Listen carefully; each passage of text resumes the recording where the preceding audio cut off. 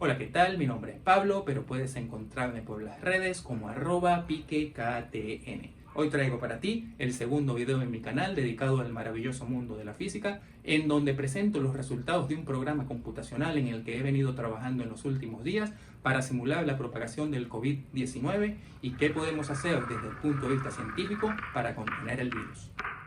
Durante los primeros días de la pandemia en Venezuela, las autoridades mostraron un modelo publicado previamente en el The Washington Post que explicaba mediante la simulación de bolas en movimiento cómo afecta la cuarentena en el aplanamiento de la curva del número total de infectados en el país. Basándome en esa idea, me dispuse a desarrollar un programa computacional que modelara dicho comportamiento, en donde se pudieran modificar otros parámetros de interés. El programa en cuestión consiste en generar un número determinado de elementos susceptibles de ser contagiados, los cuales se exponen al virus mediante la interacción con elementos infectados previamente como casos extracomunitarios. Ambos grupos poblacionales pueden modelarse en el programa variando a discreción el espacio en donde se encuentran confinados y la velocidad con la que se mueven en el sistema. Así, el primer parámetro representaría el distanciamiento social y el segundo el efecto de la cuarentena con la reducción de la movilidad. Cabe destacar que este modelo propuesto sigue siendo una simplificación de la realidad, por cuanto los elementos inmóviles no son susceptibles de ser infectados mientras se mantengan resguardados en sus hogares. A pesar de ello, se obtienen algunos resultados interesantes que merecen ser analizados. Asimismo, para construir un modelo que se aproxime más a la realidad, se introduce el periodo de latencia de la enfermedad para simular el número de elementos recuperados luego de ser infectados. De esta manera, tenemos tres grupos poblacionales que pudieran ser modelados mediante el planteamiento y resolución de ecuaciones diferenciales. Pero en nuestro caso, evitamos los formalismos matemáticos a través de un modelo más visual. Estos resultados se comparan con las curvas presentadas por nuestras autoridades, obtenidas de un análisis riguroso de la resolución de las ecuaciones diferenciales mencionadas anteriormente. En el video anterior, demostramos de manera matemática qué parámetros nos resultan de interés para ayudar a detener la curva de nuevos infectados. Veamos cómo se modifica la curva de nuevos infectados en el país variando dichos parámetros de manera individual. En primer lugar, simulemos el comportamiento de nuestro programa para el caso más simplificado que no tome en consideración el parámetro de recuperados de la enfermedad, lo cual se logra en nuestro programa colocando un tiempo de recuperación excesivamente largo. Aquí vemos cómo, evidentemente, la curva se comporta en forma íntegramente exponencial como era de esperar.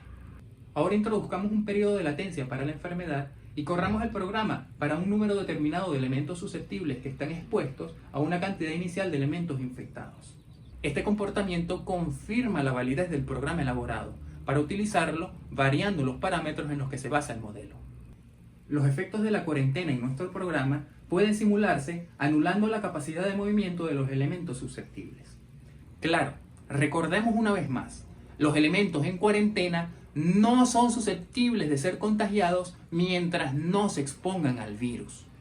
Recordemos la ecuación que obtuvimos en el video anterior, donde I sub n más 1 era igual a una constante por I sub n.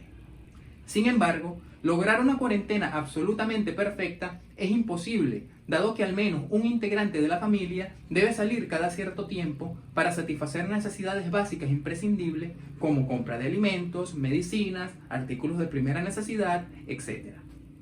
A pesar que en nuestro programa los elementos inmóviles siguen siendo susceptibles de contraer el virus, la curva de infectados totales se ralentiza con respecto al caso de libertad absoluta de movimiento para todos los elementos que conforman el sistema. Esto demuestra que la cuarentena sí funciona y se hace más efectiva en la medida que la población la adopta con mayor rigurosidad. Si disminuimos el distanciamiento social, ajustando los límites de confinamiento de nuestro sistema, vemos cómo la curva de infectados adopta un ritmo de crecimiento más pronunciado, lo cual evidencia una vez más que debemos mantener el distanciamiento social como medida para aplanar la curva de infectados y combatir la propagación del COVID-19. Si el gobierno nacional hubiese retrasado la implantación de la cuarentena en el país para priorizar sectores económicos en detrimento de la salud, tendríamos una situación que hubiese desbordado las capacidades de contención del virus. De igual forma, detener la cuarentena demasiado pronto representaría un repunte del número de contagiados que traería consecuencias desastrosas para nuestro país. Por todo ello, es fundamental que sigamos sumando esfuerzos para romper la cadena de contagios en el país y salvaguardar la salud de la población. Hasta el momento, no existe una vacuna en contra de este virus, y aunque se está trabajando en ello, la mejor y más eficaz herramienta para detener su propagación es la prevención. Por eso, quédate en casa.